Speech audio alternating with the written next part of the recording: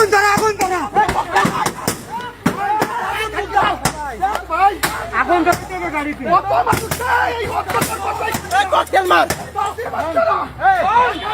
ভাই ভাই জাতীয় নাগরিক পার্টি এনসিপি ঘোষিত জুলাই পদযাত্রাকে কেন্দ্র করে গোপালগঞ্জ সদর উপজেলার উলপুর এলাকায় ঘটেছে চাঞ্চল্যকর সহিংসতা। বুধবার সকালে সংঘটিত এই ঘটনায় মুখোশধারী দুর্বৃত্তরা পুলিশের গাড়িতে আগুন ধরিয়ে দেয় এবং ব্যাপক ভাঙচুর চালায়। এতে উত্তেজনাকর পরিস্থিতির সৃষ্টি হয়। গোপালগঞ্জ সদর থানার ভারপ্রাপ্ত কর্মকর্তা মীর মোহাম্মদ সাজিদুর রহমান ঘটনার সত্যতা নিশ্চিত করেছেন।